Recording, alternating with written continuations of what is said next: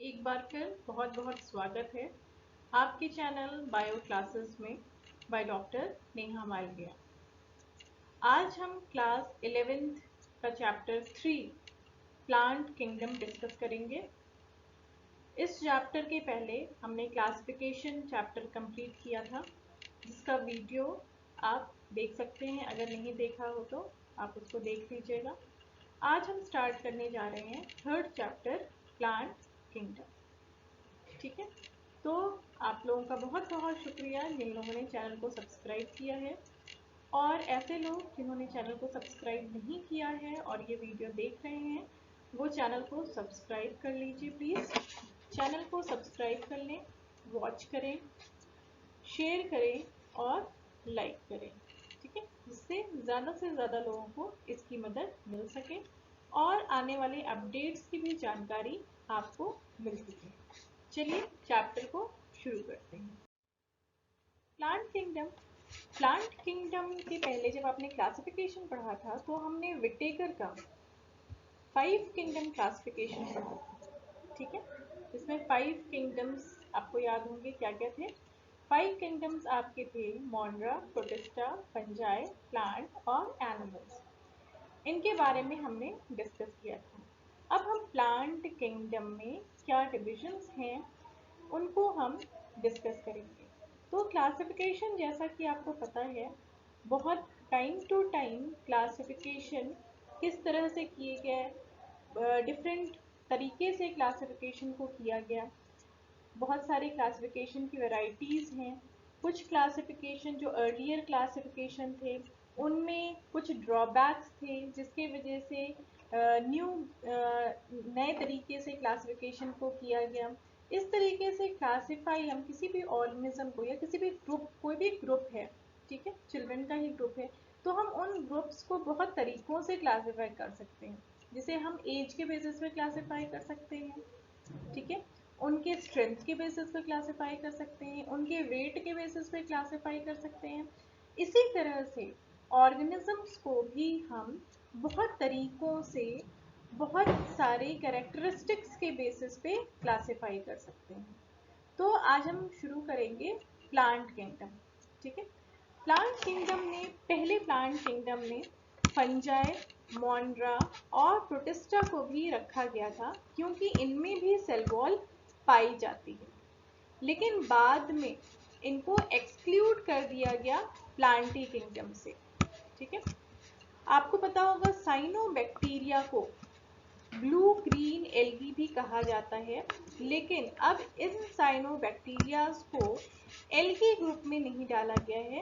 ये bacteria group के ही अंदर आते हैं। Artificial classification, different types of classification जो आपके बुक में दिए हैं। पहला है आर्टिफिशियल क्लासिफिकेशन। आर्टिफिशियल क्लासिफिकेशन किया गया था वेजिटेटिव कैरेक्टरिस्टिक्स के बेसिस पे। वेजिटेटिव कैरेक्टरिस्टिक्स मीन्स उसके फ्लावर कैसे हैं, लीफ, पेटल्स, फ्लावर के पेटल्स कैसे हैं, उनका एस्टिवेशन कैसा है, उसमें एंड्रोशियम और गाइनीशियम का अरेंजमेंट कैसा है, इसके बेसिस पे लीफ की फाइलोटैक्सी कैसी है, ठीक है, वेनेशन कैसा है, रूट्स किस टाइप के हैं, ये सारे वेजिटेटिव कैरेक्टरिस्टिक्स में आ जाएंगे। तो इनके बेसिस पे जो क्लासिफिकेशन किया गया, इसको कहते हैं आर्टिफिशियल क्लासिफिकेशन। इस क्लासिफिकेशन का एक ड्रॉबैक था। ड्रॉबैक क्या था कि वेजिटेटिव कैरेक्टरिस्टिक्स जो होते हैं वो बहुत ज़्यादा एनवायरनमेंट से अफेक्टेड होते हैं। ये इसका ड्रॉबैक था। नेक्स्ट क्लासिफिकेशन जो कि इम्पोर्टेंट है, दैट इज नेचुरल क्लासिफिकेशन। ये क्लासिफिकेशन ये प्रपोज किया गया था बेंथम और हुकर नाम के साइंटिस्ट के द्वारा। ये क्लासिफिकेशन बेस्ड था अल्ट्रा स्ट्रक्चर, सेल का अल्ट्रा स्ट्रक्चर क्या है, प्लांट की एनाटॉमी क्या है, उसकी एम्ब्रियोलॉजी क्या है, कैसे उसमें ग्रोथ हो रहा है, किस टाइप का डेवलपमेंट है, फाइटोकेमिस्ट्री क्या है, फाइटोकेमिस्ट्री मीन्स बायोकेमिकल्स उसमें कौन कौन से हैं। तो इन सारे कैरेक्टरिस्टिक्स के बेसिस पे जो क्लासिफिकेशन किया गया, that is known as natural classification. Next type of classification, that is phylogenetic classification. Phylogenetic classification evolutionary relationship के बेसिस पे थे। इवोल्यूशनरी रिलेशनशिप के बेसिस पे हमको इस तरह समझ सकते हैं कि जो ऐसे ऑर्गेनिजम्स को एक साथ रखा गया जो कि कॉमन एंसेस्टर को बिलोंग करते थे, ठीक है, जिनका कि एंसेस्टर कॉमन हो। फाइलोजेनेटिक क्लासिफिकेशन मतलब कि उसमें जो ऑर्गेनिजम्स जो हैं वो सेम टैक्सा को बिलोंग कर रहे हैं, सेम टेक्सोनॉमी को बिलोंग कर रहे हैं, उनके एंसेस्टर जो होंगे वो कॉमन है। जैसे कि एक एंसेस्टर है, उससे कई ऑर्गेनिजम्स का इवोल्यूशन हुआ।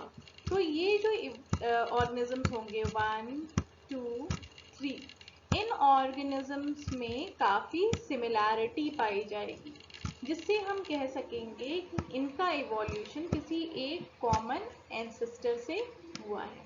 तो इस बेसिस पे जो क्लासिफिकेशन हुआ उसे हम कहते हैं phylogenetic classification. Next is numerical taxonomy. Numerical taxonomy computer के बेसिस पे, using computer on all observable characteristics, इसमें यूज़ किया गया था कंप्यूटर। और कंप्यूटर में क्या यूज़ किया गया था कि उस जितने भी ऑब्जर्वेबल कैरेक्टरिस्टिक्स हैं, प्लांट्स के जितने भी कैरेक्टरिस्टिक्स हैं, सबको पॉइंट्स दिया गया, ठीक है। तो उन जैसे फ्लावर कैसा है, उसमें फ्लावर्स में उनमें पेटल कैसा है, उसमें सेपल कैसा है, उसका अरेंजमेंट कैसा है, एंड्रोशियम कैसा है, गाइनेशियम कैसा है, फिर उसके बाद लीफ कैसी है, उसके बाद लीफ का फाइलोटैक्सी कैसी है, वेनेशन कैसा है, रूट कैसा, जितने भी नॉन कैरेक्टरिस्टिक्स हो सकते हैं उन सबको पॉइंट्स दिए गए, ठीक है, कि और उनकी एंट्री आप डेटा के रूप में कंप्यूटर में कर देते हैं और उनको एक नंबर और कोड्स प्रोवाइड करते हैं। इस टेक्सोनॉमी में नंबर और कोड्स प्रोवाइड करते हैं, तो जिसमें नंबर ऑफ कैरेक्टरिस्टिक्स, जैसे कुछ कैरेक्टरिस्टिक्स लिए गए, नंबर ऑफ कैरेक्टरिस्टिक्स जिन दो ऑर्गेनिजम्स में ज़्यादा सिमिलर शो करेंगी, मतलब कि वो ज़्यादा करीब हैं, इवोल्यूशन में वो ज़्यादा करीब हैं, तो इसी को हम कहते हैं न्यूमेरिकल टेक्सोनॉमी। तो जो डाटा की एंट्री करनी होती है वो हम प्लांट को देखकर उस डाटा की एंट्री उसमें कर देते हैं और कंप्यूटर खुद ही उस डाटास को लेकर के बता देता है कि ये किस फैमिली से बिलोंग करेगा और ये किसके ज़्यादा क्लोज है, किस प्लांट से ज़्यादा क्लोज रिलेशनशिप ये शो कर रहा है। तो इसमें नंबर और कोड्स फिर असाइन किए जाते हैं। जैसे कि एक प्लांट है, आप कोई अननोन प्लांट लेते हैं, आपको पता नहीं है कि मतलब किस टेक्सोनॉमी का है, क्या क्लासिफिकेशन इसका है, तो उसमें जो डेटा एंट्री करनी है आपने उस प्लांट को देख के सारी डेटा एंट्रीज कर दी। अब कंप्यूटर खुद ऑटोमेटेड डिवाइस से और उसके पास जो प्रीवियस नॉलेज है बाकी ऑर्गेनिजम्स की, उसके बेसिस पे वो क्लासिफिकेशन शो कर देगा। इसी को हम क्या कहते हैं, न्यूमेरिकल टेक्सोनॉमी। और एक नंबर और कोड उस प्लांट के लिए असाइन करेगा। इस तरह का क्लासिफिकेशन न केवल प्लांट के लिए किया जाता है बल्कि प्रोटीन्स के लिए भी किया जाता है, ठीक है। कैसे प्रोटीन्स के लिए किया जाता है अब आपको बताते हैं।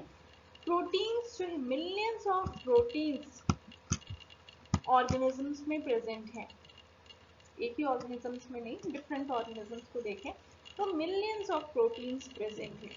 अब ये प्रोटीन्स, बहुत सारे प्रोटीन्स ड्रग्स बनाने में यूज होते हैं, एंटीबॉडीज हैं। तो इन प्रोटीन्स को जब कोई नया प्रोटीन डिस्कवर होता है तो ये प्रोटीन्स जो हैं, अगर हमें उनका सीक्वेंस पता चल जाए, अमीनो एसिड सीक्वेंस अगर हमें पता होता है, तो उसके बेसिस पे फिर उसके बाद हम इसकी क्रिस्टलोग्राफी करते हैं। अमीनो एसिड बेसिस पे सीक्वेंस पता होता है, क्रिस्टलोग्राफी करते हैं और उसका स्ट्रक्चर नो करते हैं। जब हमें इसका स्ट्रक्चर पता चलता है, उसका सीक्वेंस पता कर चलता है, तो ये एंट्री, ये डेटा जो है, ये हम एक डिवाइस है कंप्यूटर में, डिफरेंट डेटाबेसेस हैं जिसमें इसकी एंट्री कर दी जाती है। उस बेसिस पे अब आपको ये पता नहीं है कि ये प्रोटीन किस क्लासिफिकेशन में आएगा, प्रोटीन का भी डिफरेंट क्लासिफिकेशन है, ठीक है। तो ये प्रोटीन किस क्लासिफिकेशन में आएगा। तो ये डेटा एंट्री करने के बाद जो प्रीवियस और भी डेटाज जो प्रोटीन में प्रेजेंट हैं, प्रोटीन के डेटाज प्रेजेंट हैं उसमें, उसके बेसिस पे कंप्यूटर उसको क्लासिफाई कर देता है और उसको एक नंबर कोड प्रोवाइड कर देता है। जैसे कुछ भी कोड प्रोवाइड, जैसे मान लीजिए P233 इस तरह का कुछ कोड ये प्रोवाइड करेगा और इस नाम से अब वो प्रोटीन जो है डेटा बेस में ऐड हो जाएगा। ठीक है, ये प्रोटीन डेटाबेस में ऐड हो गया। अब आप इस डेटाबेस में जब ये नंबर और कोड डालेंगे तो उस प्रोटीन के बारे में सारी नॉलेज आप पता कर सकते हैं। ठीक है, next is cytotaxonomy.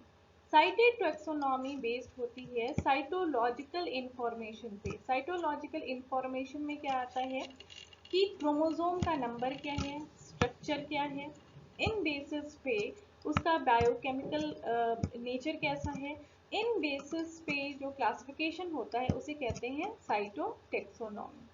Next is chemotaxonomy. Cell के अंदर का जो केमिकल कंपोजिशन है उनमें किस टाइप के फैट्स, अमीनो एसिड या कार्बोहाइड्रेट्स ये पाए जा रहे हैं, उनके बेसिस पे अगर हम क्लासिफाई करते हैं तो ये कीमोटैक्सोनॉमी कहलाती है। ठीक है, तो हम जो क्लासिफिकेशन पढ़ेंगे, हम क्लासिफिकेशन पढ़ेंगे आर्टिफिशियल क्लासिफिकेशन, वेजिटेटिव कैरेक्टरिस्टिक्स के बेसिस पे।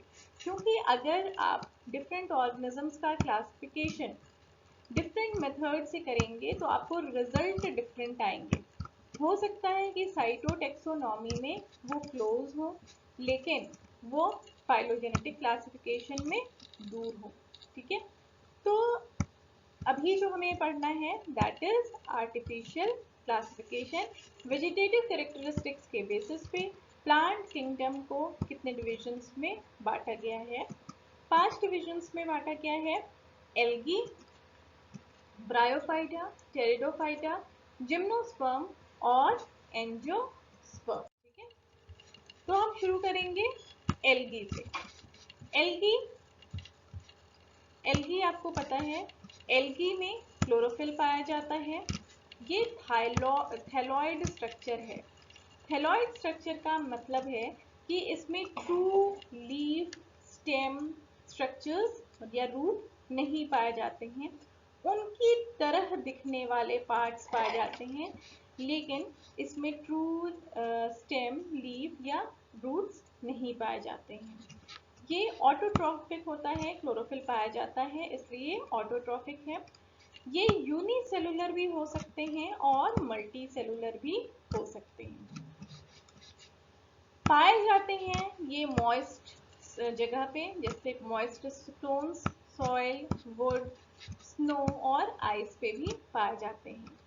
इनका एसोसिएशन फंजाई के साथ ये मिलकर के बनाते हैं लाइकेन। ठीक है, लाइकेन क्या प्रोवाइड करता है, लाइकेन इसको जगह, रहने की जगह देता है। और एल्गी क्या देते हैं, एल्गी लाइकेन, एल्गी फंगस को जो है वो खाना देते हैं क्योंकि एल्गी ऑटोट्रॉफिक है। एक दूसरा बड़ा मजेदार एसोसिएशन है वो है विद स्लॉथ बेयर। ये है स्लॉथ बेयर। स्लॉथ बेयर के ऊपर ये देखिए ग्रीन ग्रीन ये एल्गीज हैं। तो एल्गी को क्या फायदा हो रहा है स्लॉथ बेयर से, एल्गी को फायदा ये हो रहा है कि उसे रहने की जगह मिल रही है, प्लस इनके जो ये जो बाल हैं इन स्लॉथ बेयर्स के, इनमें बहुत पानी, मॉइस्चर इकट्ठा रह सकता है। ठीक है, जमा हो सकता है, तो इनको यहाँ से मॉइस्चर मिल रहा है, रहने की जगह मिल रही है। स्लॉथ बेयर को क्या फायदा है, स्लॉथ बेयर को फायदा ये है कि जब ये ऊपर से प्लांट्स की वजह से, ये एल्गी के वजह से ऊपर इनके फर ग्रीन हो गए हैं, ये ग्रीन होने की वजह से इसमें कॉमोफ्लेज हो जाएगा। कॉमोफ्लेज हो जाएगा मतलब कि अपने बैकग्राउंड वाले कलर में ये मिक्स हो जाएंगे। ग्रीन ये भी है, पत्तियां भी ग्रीन है, तो इनके जो प्रीडेटर होंगे वो इसको खोज नहीं पाएंगे, ये इसमें छिप जाएंगे, बच जाएंगे। ठीक है, तो ये हैबिटेट है एल्गी का। शेप एंड साइज की बात करें तो बहुत छोटे एल्गीज भी होते हैं यूनिसेलुलर, जैसे कि क्लेमाइडोमोनास, ये आपका क्लेमाइडोमोनास है यूनिसेलुलर।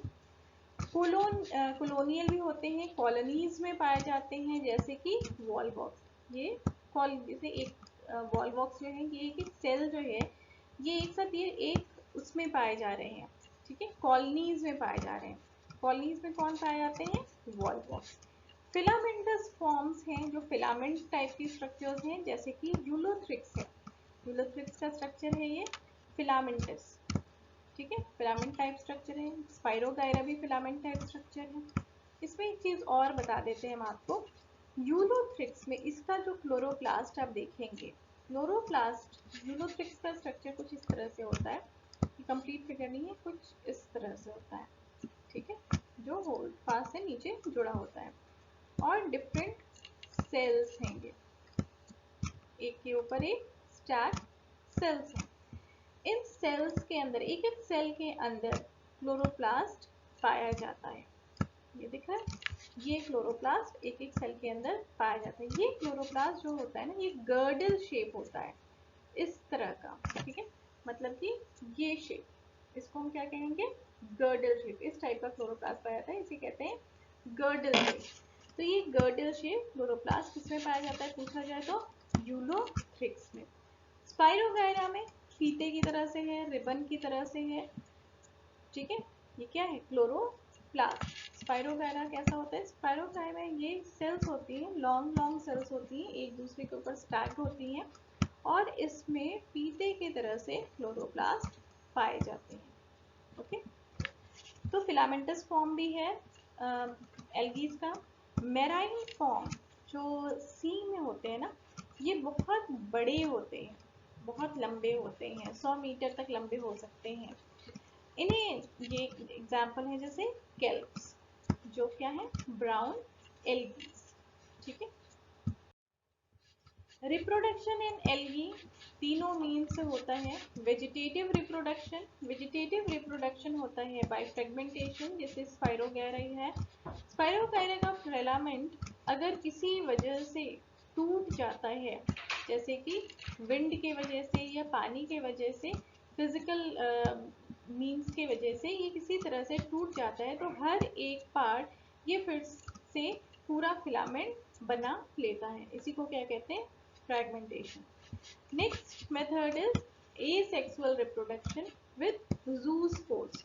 zoospores वो स्पोर्स होते हैं asexual spores जो कि मोटाइल होते हैं, इनमें फ्लैजेला पाई जाती है। सेक्सुअल रिप्रोडक्शन तीनों तरह से हो सकते हैं, आइसोगैमस, एनाइसोगैमस और oogamous। आइसोगैमस मीन्स दोनों जो गैमीट्स हैं, मेल गैमीट और फीमेल गैमीट, दोनों गैमीट्स जो होते हैं वो देखने में एकदम सिमिलर होते हैं, इसलिए इसे कहते हैं आइसोगैमस। आइसोगैमस में दोनों गैमीट्स में फ्लैजेला प्रेजेंट हो सकती है या फिर फ्लैजेला दोनों में एब्सेंट होगी। फ्लैजेला प्रेजेंट है जैसे कि क्लेमाइडोमोनास में, और नॉन फ्लैजिलेटेड हैं जैसे कि स्पाइरोगायरा में। एनाइसोगैमस, एनाइसोगैमस मीन्स कि दोनों गैमीट्स मॉर्फोलॉजिकली डिसिमिलर होते हैं। बहुत से species of Chlamydomonas anisogamous reproduction show करते हैं। oogamous, oogamous में मेल गैमीट मोटाइल होगा और फीमेल गैमीट स्टैटिक होगा, जैसे कि वॉलवॉक्स में, ठीक है। तो ये तीनों मीन्स ऑफ रिप्रोडक्शन एल्गीज में पाए जाते हैं। Uses of algae, main use क्या है? Source of food, source of food because they contain a rich amount of protein, इसलिए ये सोर्स ऑफ फूड भी है। बायो फर्टिलाइजर्स, बहुत से ग्रीन एल्गीज ये एज अ फर्टिलाइजर यूज होते हैं, क्योंकि ये एटमॉस्फेरिक नाइट्रोजन को फिक्स करने का काम करते हैं, ठीक है, इसलिए बहुत से एल्गीज जो हैं वो बायो फर्टिलाइजर्स की तरह यूज होते हैं। सीवेज ट्रीटमेंट में यूज होते हैं बायोडिग्रेडेशन के लिए, और they are alternative of chemical dyes and colouring agent. Blue algae, red algae and brown algae, they are also used as coloring agent. Commercial uses of agar. Agar एक jelly type का substance होता है जो कि algae से obtain किया जाता है और इसका यूज़ कॉन्फेक्शनरी में यूज़ होता है, बहुत सारे क्रीम्स बनाने में यूज़ होता है, प्लस आइसक्रीम इसमें यूज़ होता है. और अगार का एक बहुत अच्छा यूज़ टिश्यू कल्चर इंडस्ट्री में भी होता है. टिश्यू कल्चर का नाम सुना होगा. टिश्यू कल्चर में हम क्या करते हैं? टिश्यू कल्चर में हम एक्स प्लांट, कोई भी एक्स प्लांट लेते हैं. एक्स प्लांट मतलब कि प्लांट का कोई भी पार्ट, आप एक सेलुलर लेवल तक का पार्ट भी ले करके उससे पूरा प्लांट बनाया जा सकता है. जिसे हम एक्स प्लांट कहते हैं. जिसको एक्स प्लांट क्या होता है कि प्लांट है, उसका कोई पार्ट आपने ले लिया. कोई पार्ट मीन्स लीफ का पार्ट ले लिया. अब इस लीफ के पार्ट को, लीफ का एक छोटा पार्ट, उसके टिप का पार्ट काट लेते हैं और ये जो सारे ये हम प्रोसीजर करते हैं, ये हम इन विट्रो कंडीशन में करते हैं. इन विट्रो कंडीशन मीन्स कि हम लैब के अंदर करते हैं. इस प्लांट के टिप को काट लेते हैं. अब इसको हम न्यूट्रिएंट मीडियम प्रोवाइड करते हैं जिसमें कि आपके सारे न्यूट्रिएंट्स होंगे. ग्लूकोज होगा, अमीनो एसिड होगा, जो कि प्लांट के ग्रोथ के लिए ज़रूरी है. हार्मोन्स होंगे. अब इस एक्सप्लांट को इस न्यूट्रिएंट मीडियम में डिप कर देते हैं. अगर ये न्यूट्रिएंट मीडियम लिक्विड होता है तो इसकी ग्रोथ प्रॉपर नहीं होती है, क्योंकि इसमें ऑक्सीजन इसको प्रॉपर नहीं मिलेगी डिप हो जाएगा तो. इस वजह से इस न्यूट्रिएंट मीडियम को हम अगार में यूज़ करते हैं. ठीक है. अगार जैसे कि जेलेटिन होता है, उसको अगर हम वाटर जेलेटिन में डालें तो उसको सोख लेता है उसको और वो जम जाता है. उसी तरह से अगार भी वाटर को सोख लेता है गर्म करने पर और वो एक जेल की तरह से जम जाता है. अब इसके ऊपर जब हम एक्सप्लांट डालेंगे और इसमें थोड़ा सा ये पोरोसिटी भी होगी जिससे कि ऑक्सीजन भी अंदर जा सकेगी, इसको ये गैसेस भी मिलती रहेंगी. अब इस न्यूट्रिएंट मीडियम जो कि अगार में बाइंडेड है वो इस एक्सप्लांट को मिलता जाएगा.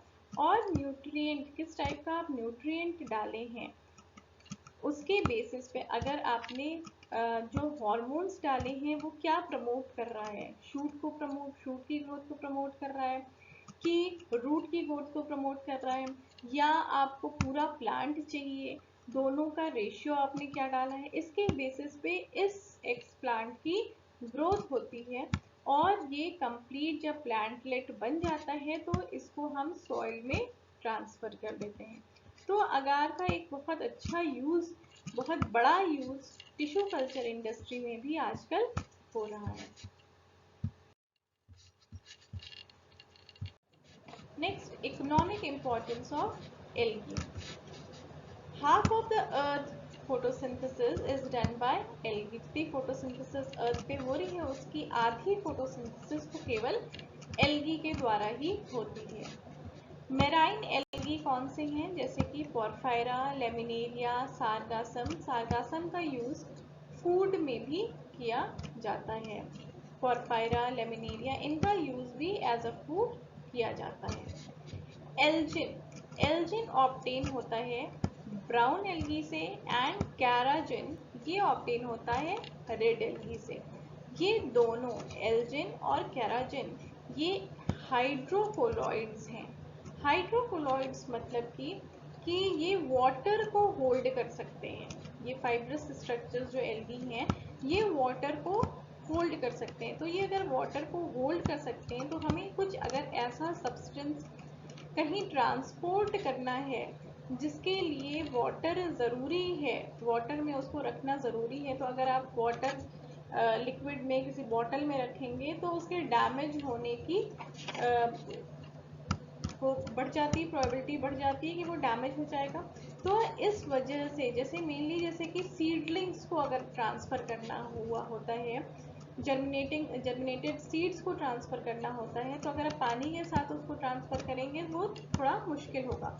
इस वजह से अगर सीडलिंग का ट्रांसपोर्ट करना होता है तो हम उसको एल्जिन और कैराजिन ये जो हाइड्रोक्लोराइड्स हैं उसको उसमें लपेट करके या उसके रूट्स पे लपेट करके हम उसको आसानी से ट्रांसफर कर सकते हैं। इसी तरह का एक सब्सटेंस है अगार, जो कि ऑब्टेन किया जाता है जिलीडियम और ग्लिसरीडिया नाम के एल्गी से। इसका यूज अभी बताया आपने, आइसक्रीम और जेलीज बनाने में, टिश्यू कल्चर में इसका यूज होता है। अगार में 2 पॉलीसेक्राइड्स होते हैं। अगर केमिकल स्ट्रक्चर इसका देखा जाए, ये मिक्सचर है 2 पॉलीसेक्राइड का, एग्रोज और एग्रोपेक्टिन। ठीक है, ये नाम याद रखिएगा, एग्रोज और एग्रोपेक्टिन, ये 2 पॉलीसेक्राइड मिल करके अगार बनाते हैं, जिसमें कि एग्रोज 70% है और एग्रोपेक्टिन ये कितना है, अब हो जाएगा ये 30%। ठीक है, एग्रोज ज़्यादा है और एग्रोपेक्टिन कम है। एग्रोज और एग्रोपेक्टिन को भी अगार से फर्दर प्यूरिफाई किया जाता है बहुत सारे यूजेस में, जैसे कि जब हम डीएनए का वो करते हैं, डीएनए को आइसोलेट करते हैं प्लांट्स में उनके साइज के बेसिस पे, तो उसके लिए आगे हम पढ़ेंगे, उसके लिए एग्रोज की ज़रूरत होती है। तो एग्रोज की ज़रूरत उन लैब्स में, रिसर्च लैब्स में एग्रोज की ज़रूरत पड़ती है, तो इसके लिए अगार से एग्रोज को एक्सट्रैक्ट किया जाता है। नेक्स्ट क्लोरेला और स्पाइरुलिना, ये दोनों एल्गीज जो हैं ये हाईली रिच होते हैं प्रोटीन्स में, और इनको फूड सप्लीमेंट्स की तरह यूज़ किया जाता है स्पेस ट्रैवलर्स को। इसकी कैप्सूल्स भी बहुत सारी, जैसे एमवे है, ये इनकी कैप्सूल्स, एमवे का नाम सुना होगा, एमवे इंडस्ट्रीज का, तो ये इसकी कैप्सूल्स भी प्रोवाइड करती हैं, जिससे कि क्योंकि ये बहुत ज़्यादा इनमें हाई क्वांटिटी ऑफ प्रोटीन पाया जाता है। ठीक है, तो नॉर्मल पर्सन भी इसको ले सकते हैं और इनका बहुत यूज़ स्पेस ट्रैवलर्स भी करते हैं। 3 क्लासेस जो एल्गी को डिवाइड किया गया है 3 क्लासेस में। पहला है ग्रीन एल्गी, ब्राउन एल्गी और रेड एल्गी। ग्रीन एल्गी का नाम है Chlorophyceae, brown Phaeophyceae, red Rhodophyceae. ठीक है, ग्रीन क्लोरोफिल की वजह से Chlorophyceae, brown algae Phaeophyceae, red R से रेड और आर से रोडोफाइसी। तो ये 3 क्लासेस हैं, एक एक करके अब हम देखेंगे।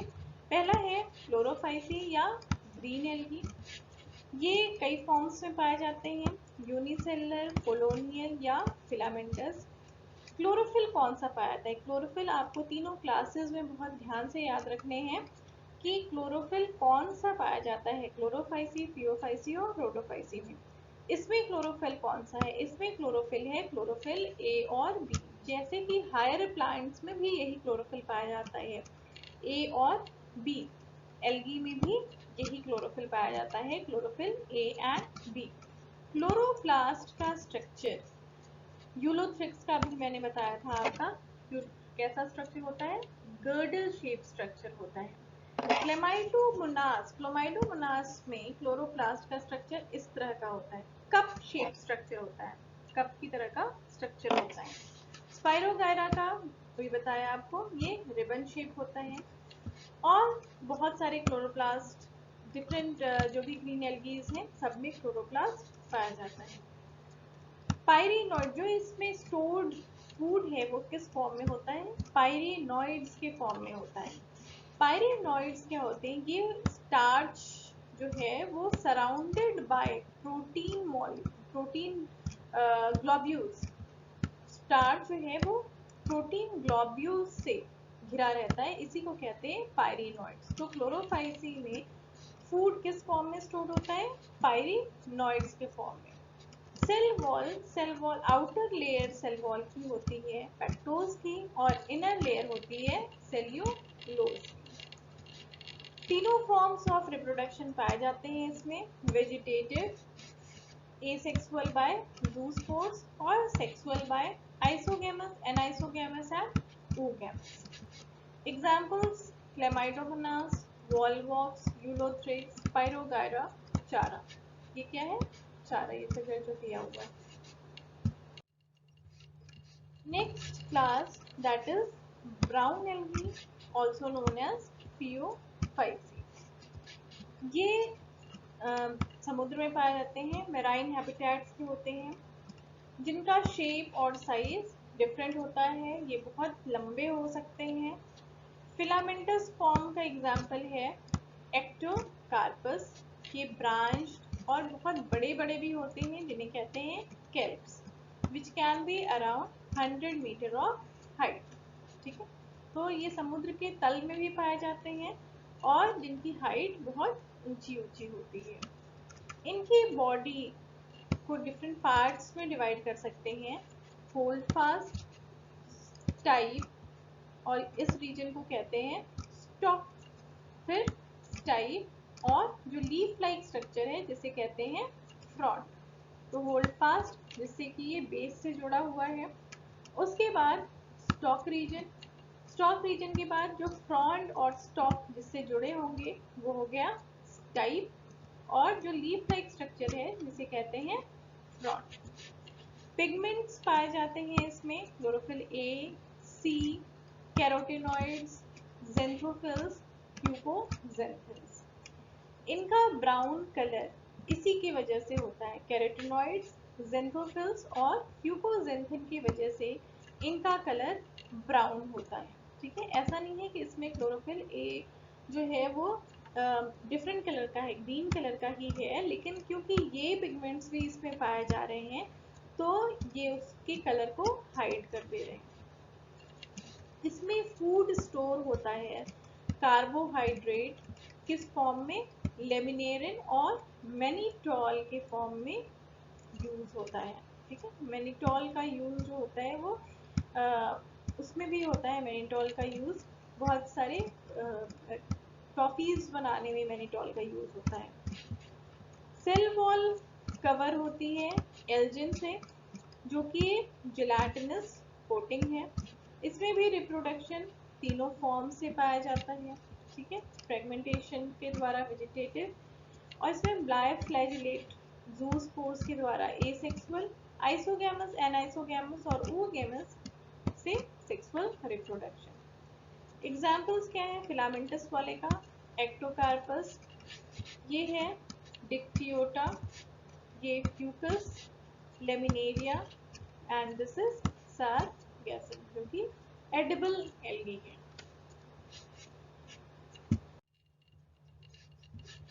नेक्स्ट इज रोडोफाइसी और रेड एल्गी।